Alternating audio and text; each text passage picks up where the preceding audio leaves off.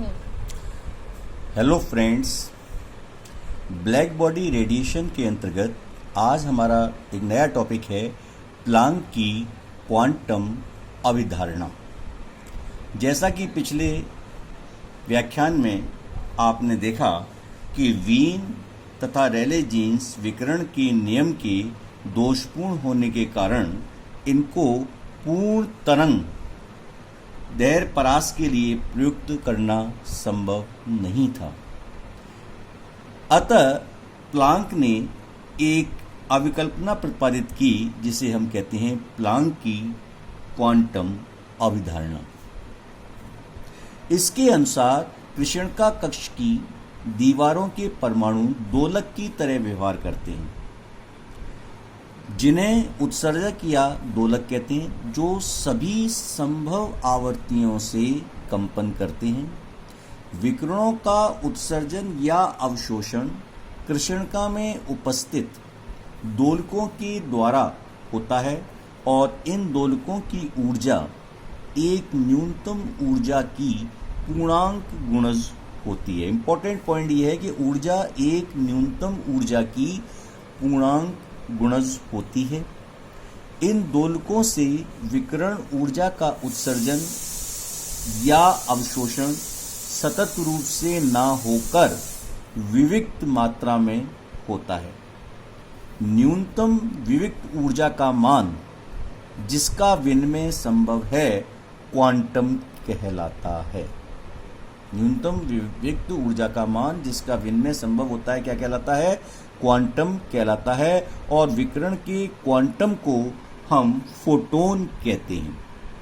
Planck के अनुसार किसी फोटोन की ऊर्जा एप्सिलॉन विकिरण की आवृत्ति न्यू के अनुक्रमानुपाती होती है। एप्सिलॉन समानुपाती न्यू और एप्सिलॉन एच न्यू और epsilon N H new.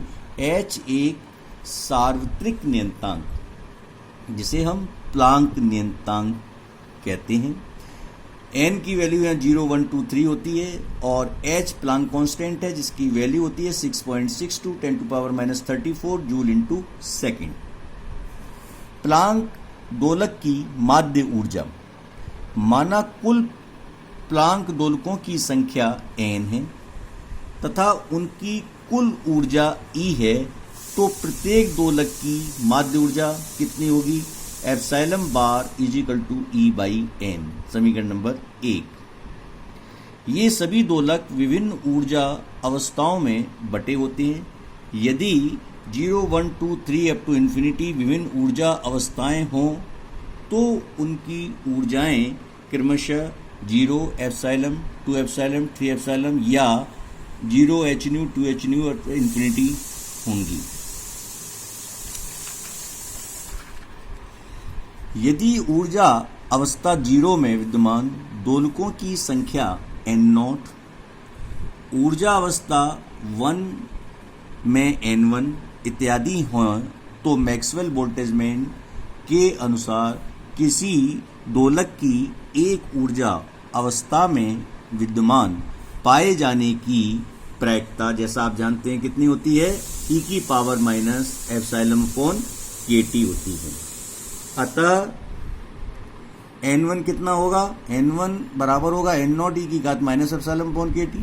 n2 बराबर होगा n0 e की घात minus 2 epsilon upon kt dotted dotted. nn बराबर होगा n0 e की power minus n epsilon upon kt।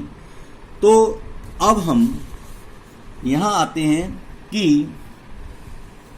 कुल दोलकों की संख्या कितनी होगी? n0 plus n1 plus n2 plus nn is equal to n0 plus n0 e की घात minus epsilon upon kt plus n0 e की घात minus 2 epsilon upon kt up to so on n0 e की घात माइनस एप्सिलॉन अपॉन kt।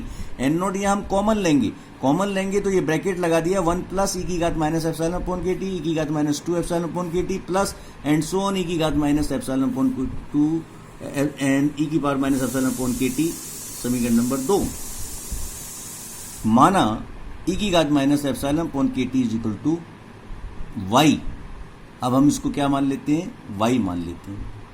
तो y अगर मान लेंगे तो इसको ऊपर वाले समीकरण नंबर 2 में रखेंगे हम, तो 2 में रखेंगे तो क्या आएगा देखो, माना e की घात minus epsilon upon K T Y, तो n बराबर होगा n नॉट 1 प्लस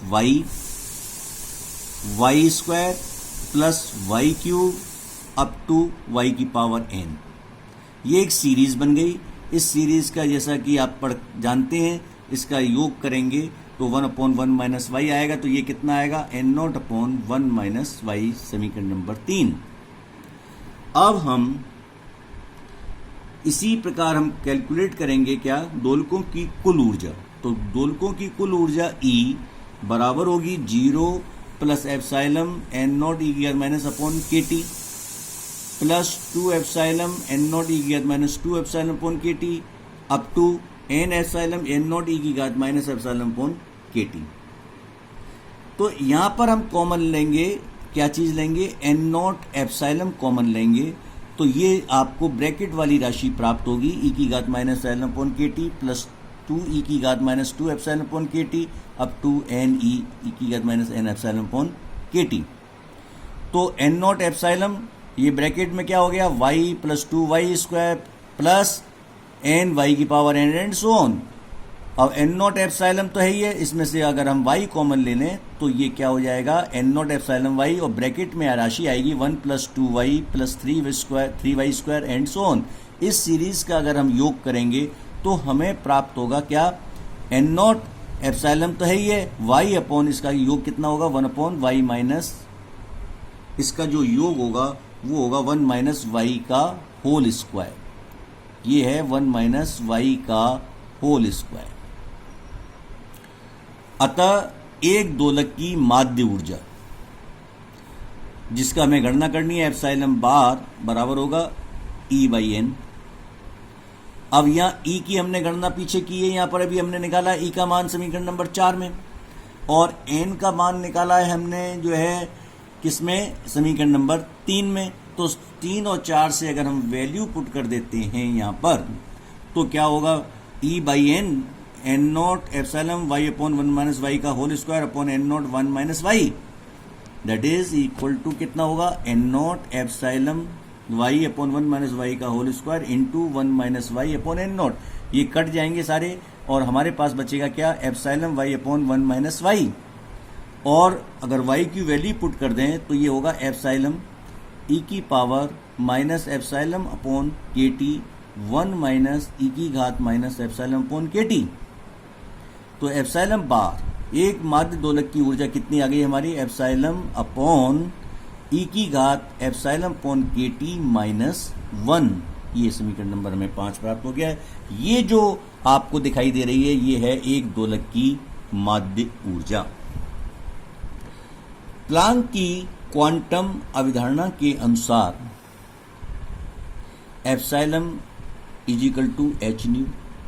अतः प्लांक की दोलक की माध्य ऊर्जा का मान बराबर कितना होगा, एप्सिलॉन बराबर होगा एच न्यू अपॉन ई की power H new upon K T minus 1। Simply हमने एप्सिलॉन की वैल्यू समीकरण 5 में रख दी है, और इस प्रकार से हमें माध्य दोलक की ऊर्जा समीकरण नंबर 6 में प्राप्त होती है।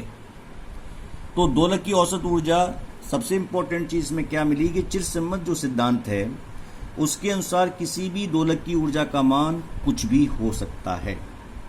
यदि हम एप्सिलॉन का मान अत्यल्प लेवें, यानी एप्सिलॉन टेंड्स टू 0, तो एप्सिलॉन अपॉन ई की power epsilon upon K T minus 1 का जो सीमांत मान प्राप्त होगा वो कितना होगा, के टी होगा, जो कि ऊर्जा समविभाजन के नियम से प्राप्त होता है।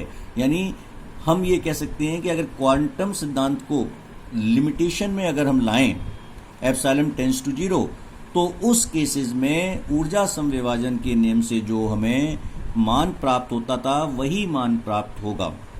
तो इस प्रकार से क्लासिकल फिजिक्स के लिए ऊर्जा समविभाजन का नियम सही है, और क्वांटम के अनुसार एक दोलक की जो माध्य ऊर्जा होगी उसकी वैल्यू होगी एच न्यू अपॉन ई की power H new upon K T minus 1। ये था हमारा आज का टॉपिक, प्लांक की क्वांटम अवधारणा और एक दोलक की माध्य ऊर्जा ज्ञात करना। करना। धन्यवाद।